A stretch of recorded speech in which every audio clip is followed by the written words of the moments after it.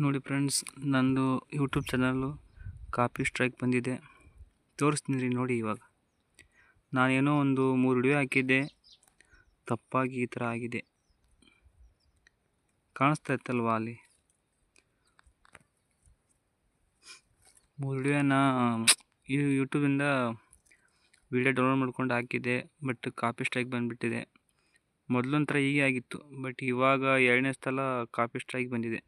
ನೋಡ್ಕೊಳ್ಳಿ, 3 ವಿಡಿಯೋ ಬಿಟ್ಟಿದ್ದೆ, ಬಟ್ ಇವಾಗ ಕಾಪಿ ಸ್ಟ್ರೈಕ್ ಬಂದಿದೆ. ನಂತರ ಯಾರು ನೀವು ತಪ್ಪುಗಳು ಮಾಡಬೇಡಿ. ಮಾಡಿದ್ರೆ ನಿಮ್ಮ ಚಾನಲ್ಲು ಯೂಟ್ಯೂಬ್ನಿಂದ ತೆಗೆದಾಕ್ಬಿಡ್ತಾರೆ.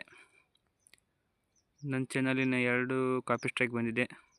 ಇನ್ನೊಂದು ಬರೋಷ್ಟರಲ್ಲೇ ನಾನು ತುಂಬ ಕೇರ್ಫುಲ್ಲಾಗಿರ್ಬೇಕಂತ ನೋಡ್ಕೋತಾ ಇದ್ದೀನಿ. ನೀವು ದಯವಿಟ್ಟು ಈ ಥರ ಮಾಡಬೇಡಿ ಅಂತ ಮನವಿ ಮಾಡ್ಕೋತಾ ಇದ್ದೀನಿ ಅಷ್ಟೇ.